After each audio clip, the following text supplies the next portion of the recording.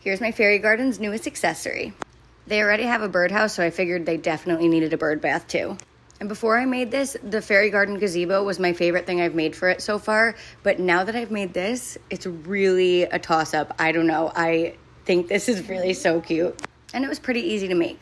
I already had all the materials I needed on hand from past projects that I've done. And a good majority of the materials I found in nature, so this craft was pretty cheap to make. I started off by grabbing some pebbles that looked like they would fit together. And because you can't really do a trial run without having to glue the rocks together for them to stay, I usually just jump right into gluing. That way I can really see what I'm working with, and it's really easy to take apart and just peel the hot glue off if it doesn't work out. Which I would say happened about 3 or 4 times before I found the perfect setup. And then I had the most perfect small and flat shell, which works so well for the bowl of the bird bath. So once the base was all glued and set together, it needed to get dressed up a little bit.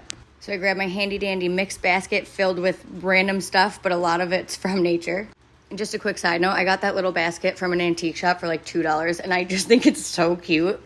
But anyways, there was tiny pieces of moss left over from the fairy garden floor, so I took those tiny pieces and glued them on to give it a more natural, weathered feel, you know? And if you know me, you know I usually don't like to get a bouquet of flowers, and I find them a waste of money and just a waste in general, unless you plan on putting it in your compost, but then it's just still a waste of money. And if you can't tell from this channel by now, I hate to waste. That being said, I like to get flowers that you can plant in the ground as a gift, or baby's breath. Because in my opinion, baby's breath stays beautiful even after it dries, so I can continue to display it and or use it for crafts. Just like I'm doing right here. I had a pretty bare stem and a bunch of free ball and flowers, so I just hot glued those together. And then you have a cute little tiny flower bush type of thing. And I don't know, but I feel like the baby's breath just makes it more elegant and like whimsical and magical. I don't know, but I love it. And I also kind of have a secret, and it's that I don't really like the birdhouse that I originally made for the fairy garden. It was so fun and cute, but I just don't think it fits the vibe. So I might call that attempt 1 and try to make a new one.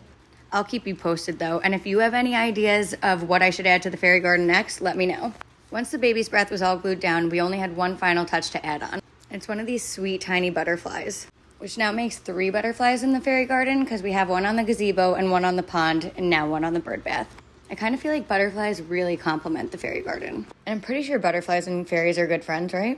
And then we're all done and my fairies finally have a bird bath. At this point, my fairy garden's getting pretty filled up, so I think it's going to be time to add an addition. The piece of the furniture it's on right now is partially fairy garden, and then the rest is like home decor, but eventually I really would like if the entire thing was fairy garden, which I think is totally reasonable, and I bet the fairies would too.